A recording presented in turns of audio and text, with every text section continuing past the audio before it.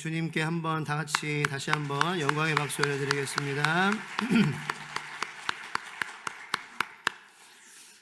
우리 앞뒤 좌우 있는 분들과 한번 이렇게 인사 나눴으면 좋겠습니다. 부활은 종합 선물 세트입니다. 한번 이렇게. 자, 부활은 종합 선물 세트입니다. 부활은 종합 선물 세트입니다.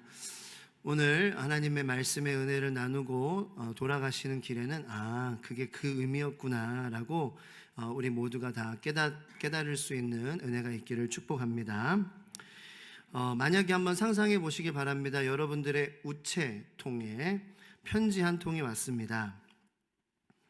어떤 변호사 사무실에서 공식적인 그러한 편지지로 봉투로 왔어요. 그냥 허술해 보이는 봉투가 아니라 굉장히 뭐 그런 거 있잖아요. 뭐 김앤장, 뭐 장행김 그런 거 거기서 왔어요. 어딘지는 몰라. 근데 굉장히 오피셜, 굉장히 공적으로 보이는 그런 봉투예요.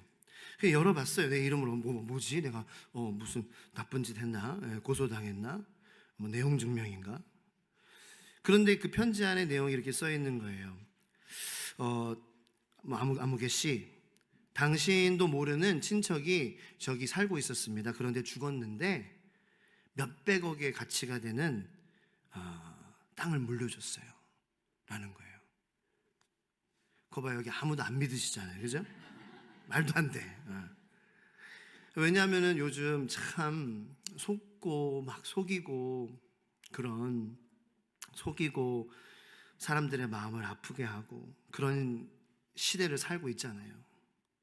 그래서 여러분들은 일단은 의심하실 거예요. 회의적일 거예요.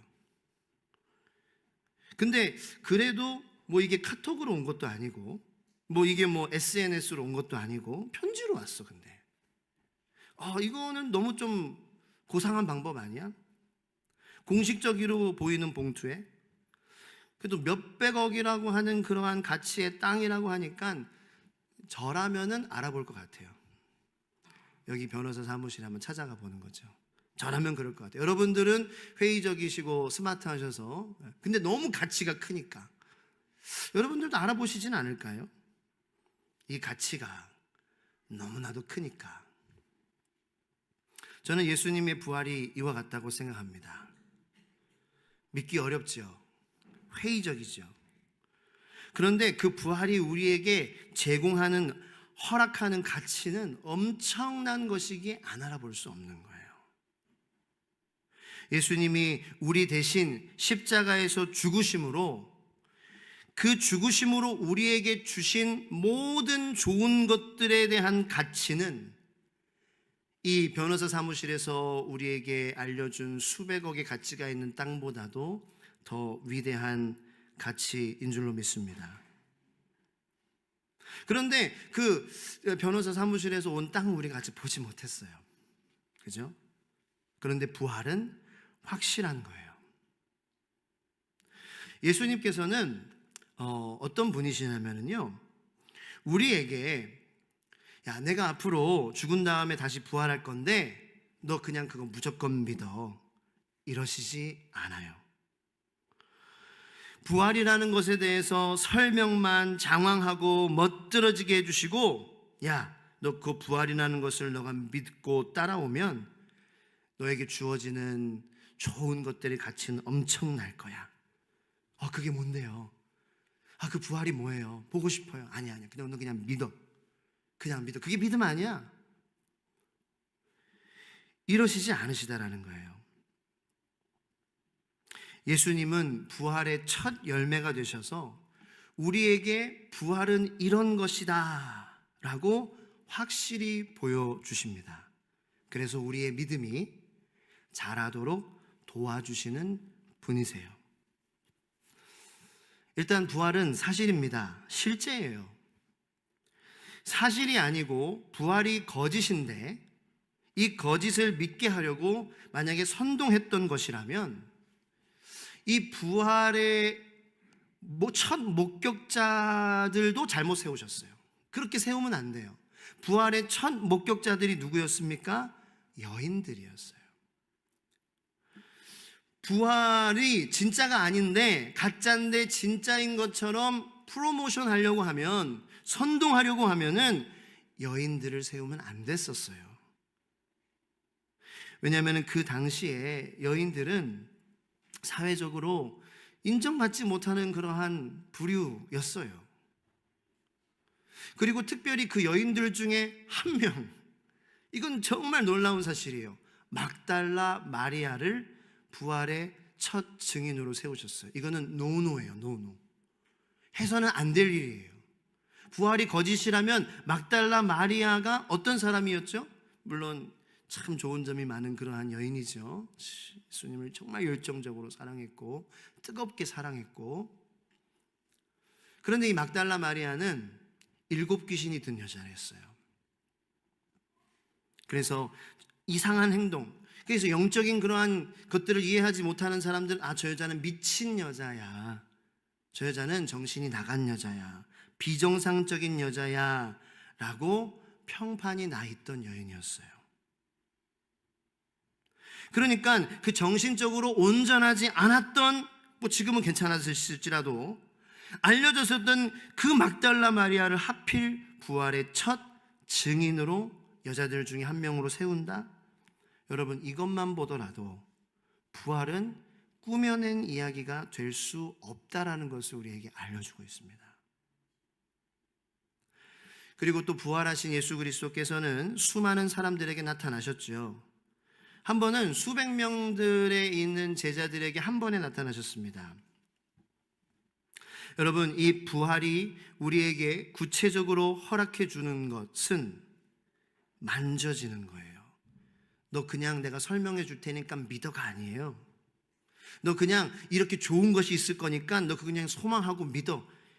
여러분, 우리 사람은 생각하는 존재입니다. 고민하고 추론하는 존재입니다.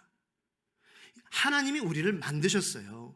우리의 생각의 메커니즘이 어떻게 설계가 되어 있고, 우리의 믿음이 어떻게 하면 더 잘하고, 우리 주님과의 관계가 어떻게 하면 더 친밀해질지 누구보다도 잘 아시는 분이 바로 예수님이세요. 그냥 아무것도 우리에게 확실한 증거 없이 뛰어내려? 물론 그런 믿음을 가지신 분이 있죠. 근데 증거가 있기 때문에 뛰어내리는 거예요. 증거가 있으니까 뛰어내리는 거예요. 그게 믿음이에요. 예수님께서 부활하신 몸으로 나타나셨어요. 부활은 새로운 몸이에요. 만져지는 거예요. 보여지는 거예요. 확실한 거예요. 그래서 그 새로운 몸을 우리가 입고 주님께서 다시 새롭게 하실 새 하늘과 새 땅, 그 세계에서 하나님을 사랑하는 사람들과 우리가 사랑하는 사람들과 우리의 가족들과 영원히 함께 주님과 걸어가는 거예요. 여러분들이 부활에 대해서 아무리 회의적이고 의심하는 마음을 가진다고 해도, 오늘 본문만 보더라도 부활은 우리에게 정말 종합 세트로 우리에게 위대한 것들을 준다는 것을 알게 해줍니다. 오늘 본문을 보면 11 제자들에게 나타나신 예수님을 봅니다. 그런데 예수님의 부활을 제자들은 믿지 못해요. 소식을 들었음에도 불구하고. 그래서 예수님께서 찾아가셨죠, 직접. 그런데 그 예수님을 보고 소식을 이미 들었음에도 불구하고 믿지 못하여 귀신으로 생각했다라는 것입니다. 여러분, 부활이 왜 우리에게 능력입니까? 부활이 능력이라는 것은 다음과 같은 이유 때문입니다. 예수님의 부활은 제자들을 생각하고 추론하게 하고, 그리고 강한 결론을 내리게 도와줬어요. 자, 우리 오늘 본문에서 36절부터 38절까지 한번 다 같이 읽어보겠습니다. 시작. 이 말을 할 때에 예수께서 친히 그들 가운데 서서 이르시되 너희에게 평강이 있을지어다 하시니, 그들이 놀라고 무서워하여 그 보는 것을 영으로 생각하는지라.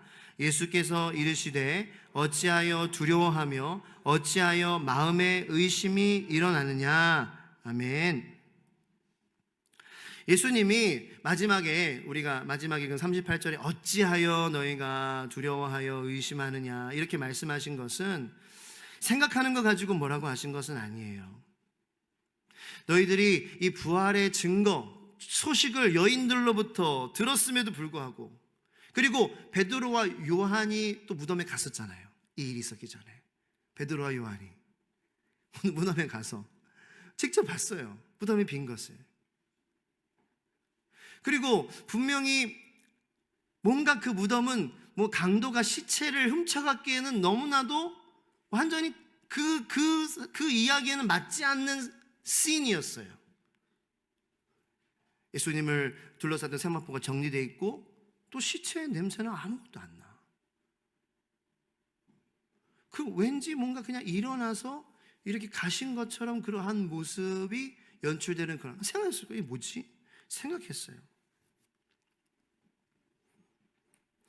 그런데 이제 믿음이 부족하기 때문에 의심하고 두려워했어요. 예수님이 나타나셨음에도 불구하고 그 믿음이 없음에 대해서 예수님이 좀 꾸짖으시는 뉘앙스로 말씀하신 것이지, 생각하고 추론하는 것에 대해 반대하시는 예수님이 아니시라는 거예요.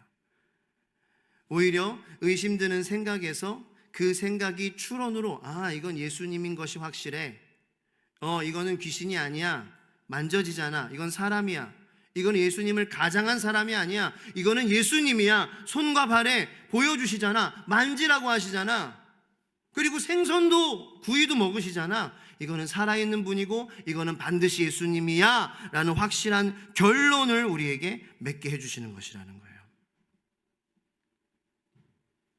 여러분, 우리가 이 생각과 추론 그리고 이 강한 결론이 없으면은요, 우리는 하나님을 믿고 살아가는데 굉장히 어려움을 겪을 사람들입니다. 그냥 사람들이 그렇습니다. 예수님은 그런 우리에게 생각하게 하시는 거예요. 이게 뭐지? 귀신인가? 아니야. 손과 발 만져봐. 이거 예수님의 못자국인데? 이거 귀신이 장난치는 건가? 부활의 예수님은 만져보라고 하세요. 만져지네? 영은 몸이 있을 수 없는데? 그럼 귀신이 아니야. 실제 사람이야. 이 못자국은 부활하신 예수님이구나. 부활은 고민하고 생각하게 하며 부정할 수 없는 예수님의 존재로 우리가 갈 수 있도록 도와주는 선물입니다. 우리의 현재의 삶 속에서도 생각, 추론, 그리고 확실한 결론에 이르게 하는 하나님의 역사는 우리의 삶 가운데 계속 일어나고 있습니다. 특별히 믿는 사람들의 삶 가운데 계속 일어나게 해주십니다. 하나님은 우리의 믿음을 도우시는 하나님이시기 때문입니다. 우리 인간은 생각하는 존재입니다. 추론하는 존재입니다. 합리적으로 살고 싶어 합니다. 그래서 예수님은 우리를 생각하게 하시고 추론하게 하시고 분명히 예수님은 살아계시구나라는 확실한 결론을 가질 수 있도록 도와주시고 계십니다. 믿음의 눈으로 우리가 유심히 살펴보면 그런 하나님이신 것을 우리는 매일매일 경험할 수 있습니다. 그것이 부활이 우리에게 주는 능력입니다. 여러분, 우리가 이 생각하고 추론하고 예수님은 정말 살아계셔라는 확실한 결론을 맺는 이 과정이 없으면요, 우리는 하나님과 친밀한 인격적인 관계를 맺을 수가 없습니다. 예수님은 나라는 사람이 예수님과 어떻게 관계를 맺을 수 있는지, 예수님과 어떻게 친밀해질 수 있는지, 내가 예수님께 어떻게 더 큰 믿음을 드릴 수 있는지, 내가 예수님께 어떻게 더 기쁨으로 순종할 수 있는지를 아시는 분이에요. 내가 어떻게 그렇게 될 수 있는가를 나를 완전하게 아시는 분이에요. 처음에는 두려움과 의심의 생각 속에 갇혀있던 제자들이었지만 이 부활은 점점 제자들을 생각하게 했고 추론하게 했고, 그리고 생각하고 추론해 보니 예수님은 부활하셨어. 예수님은 다시 사셨어. 고로 예수님을 더 신뢰하게 됐어요. 저는 이 부활을 제자들이 만나는 이 과정 가운데의 제자들의 생사관이 확실하게 변했다고 생각해요. 생사관이 특별히 변했다고 생각해요. 그래서 예수님을 정말 목숨을 다해 신뢰했어요. 죽음이 아깝지 않게 신뢰했어요. 왜냐하면 그 부활이 그들을 그렇게 살기를 도와줬거든요. 더 의지하게 만드는 것이 부활이에요. 더 무릎 꿇게 만드는 것이 부활이에요. 하나님 그냥 너 무릎 꿇어. 우리에게는 다 죄성이 있어서 반항심이 있어요. 그래서 무릎 꿇어. 물론 꿇죠. 꿇는 사람들은 증거를 받기 때문에 그러는 거예요. 아, 예수님 살아계시지. 우리에게는 부활이 있지. 이 증거를 매일매일 경험하는 저 여러분들 되기를 예수님의 이름으로 축원드립니다. 우리 사람은 생각하는 존재예요. 신앙도 물론 이 생각과 추론과 합리적인 그러한 결론만으로는 다 설명할 수는 없어요. 그 이상의 것이 있어요. 그런데 적어도 생각, 추론, 확실한 결론이에요. 적어도 그 밑은 아니에요.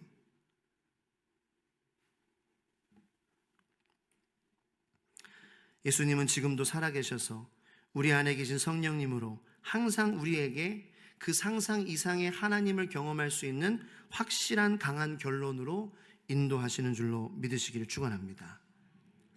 이 부활이 능력인 것은 추론하고 생각하여 와, 예수님 진짜 부활하셨어, 부활은 진짜야, 강한 결론을 내린 제자들의 삶이 완전히 달라졌기 때문에 우리는 부활이 능력이라는 것을 고백할 수 있습니다.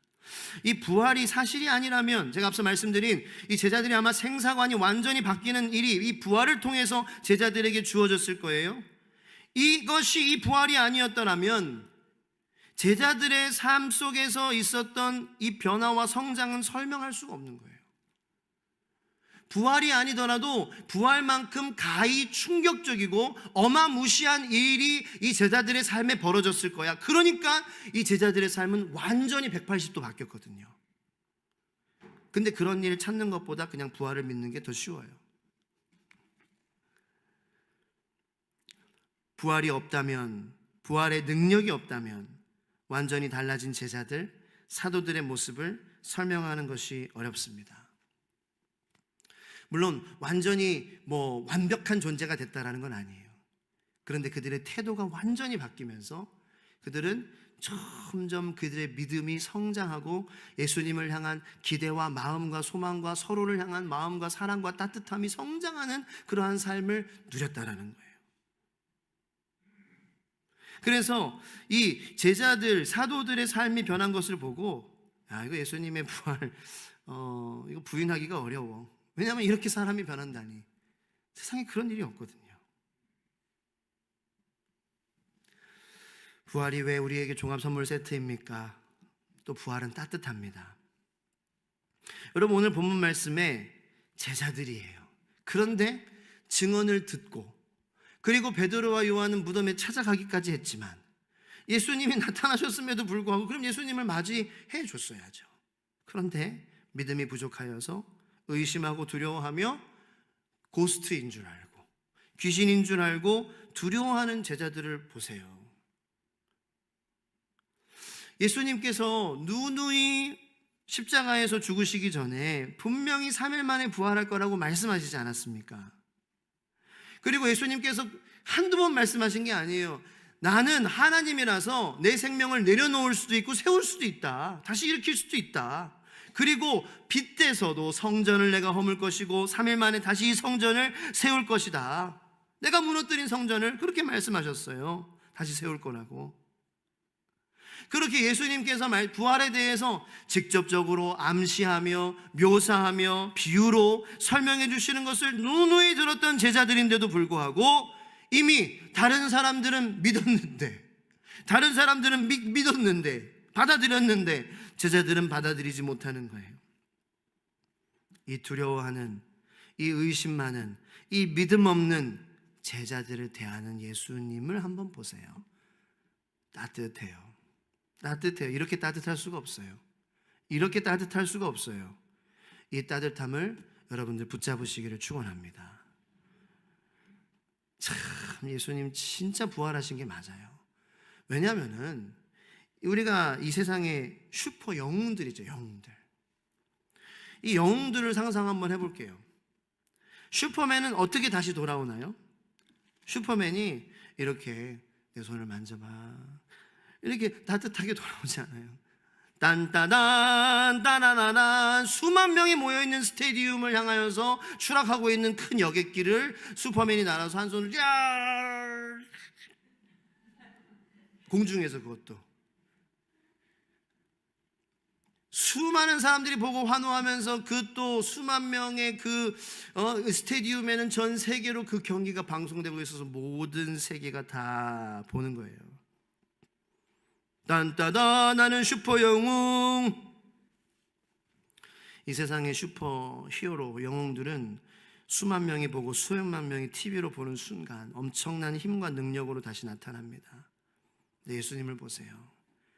왜 두려워하니? 왜 의심하니 얘들아?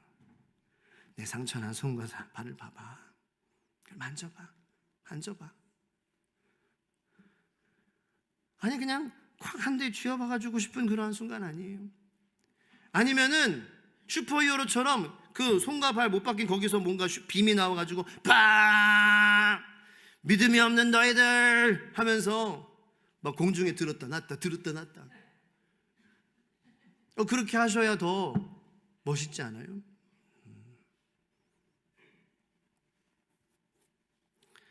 만져봐. 봐봐. 왜 의심하니? 왜 두려워하니? 그리고 제자들과 함께 구운 생선도 드시는 거예요. 여러분, 예수님은 부활하셨지만 여전히 따뜻하세요. 여전히 친절하세요.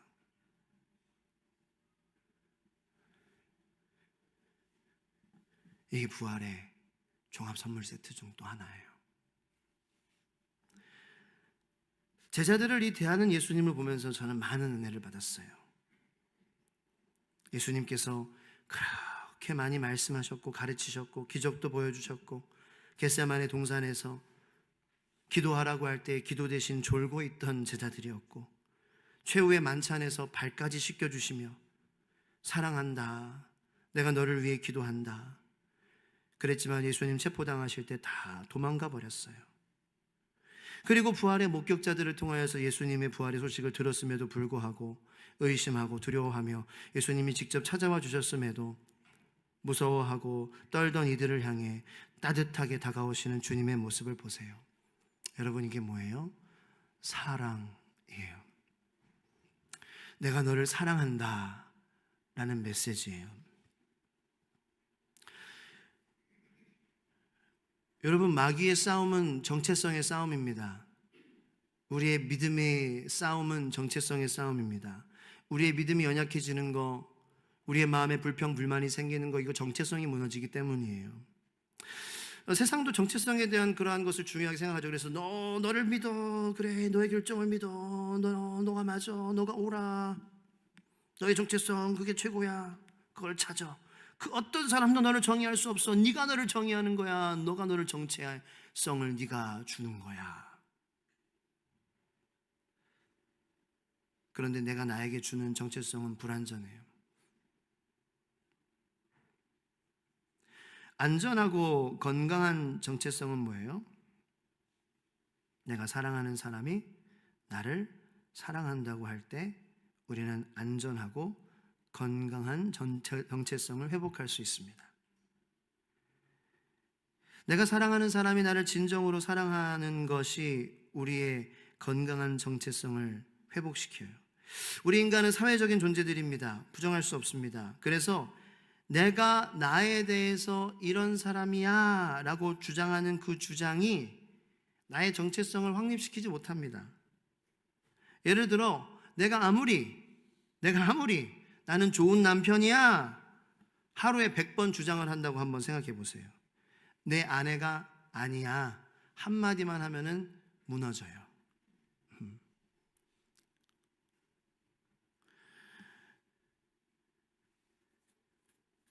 다른 사람하고는 상관없이 그러면은 나 하나만 똑 떨어져서 생각한다고 해도 나는 좋은 사람이야, 나 하상길은 훌륭한 사람이야, 이게 무슨 소용이 있습니까? 사람은 사회적인 존재인데 내가 사랑하는 사람이 날 사랑해 줄 때 건강한 자아가 생기는 거예요. 예수님은 제자들에게 세상에서 가장 위대한 존재, 내가 너를 사랑해. 정체성을 다시 회복시켜 주시는 거예요. 그럴 때 이 사랑의, 예수님의 사랑의 모습을, 따뜻함을 듣는 이 제자들의 마음 가운데에는 제자의 정체성이 다시 회복되기 시작했어요. 자기들이 아무리 나는 훌륭한 제자야 라고 해도 예수님이 아니라 그러면 아니잖아요. 저 예수님 잘 믿었어요. 내가 아무리 잘 믿었다고 해도 우리 하나님 앞에 나중에 다 서게 될 텐데, 그러니 난 잘 모르겠다? 그러면 끝이에요. 그죠? 근데 이 부활의 종합 선물 세트를 보세요. 예수님이 우리의 삶에 어떻게 다가오는지를 한번 보세요. 이런 예수님을 어떻게 우리가 매일매일 외면하고 살고 있겠어요? 이렇게 우리에게 따뜻하게 다가오시는데. 그리고 우리는 우리가 사랑하는, 그리고 가장 위대하신 이 예수님의 사랑을 받음으로 우리의 정체성이 회복될 수 있는데, 저와 여러분들의 정체성이 매일매일 예수님에게 나아감으로, 예수님께서 우리를 사랑하신다라는 그 음성을 우리가 매일매일 듣는 그 깊은 친밀한 주님과의 교제의 자리에 나아감으로 예수님의 여러분들을 사랑하신다라는 음성을 들으시기를 축원합니다. 그게 우리의 정체성을 회복하게 하는 거예요. 나 너 사랑해. 나 예수님의 제자, 사랑받는 제자지. 그렇게 회복이 됐습니다. 도망갔던 제자들, 비겁했던 제자들, 의심 많았던 제자들은 예수님의 따뜻함으로 그들의 정체성이 회복이 된 거예요. 그리고 예수님은 우리에게 이렇게 말씀하시죠. 나를 붙잡지 마라. 40일 만에 승천하셨어요. 재림하실 거예요. 아쉬웠겠죠. 근데 걱정하지 마. 내가 약속한 대로 승천해서 너희에게 성령을 보내줄 거야. 성령님을 통해 너는 나와 항상 연결되어 있을 거야. 이런 부활의 종합 선물 세트로 너에게 다가가는 나를 너는 영원히 누리며 살 수 있어. 세상에 어떤 폭풍우를 맞더라도 이 성령님은 절대로 사람이 떼어낼 수도 없고, 네가 아무리 깊은 동굴과 아무리 깊은 그러한 감옥 같은 곳으로 네가 간다고 해도 이 성령님은 너와 영원히 함께 할 거야. 어떤 일이 생겨도 너를 떠나지 않을 거야. 너를 정말 사랑하는 살아있는 하나님과 너는 영원히 함께 하는 거야.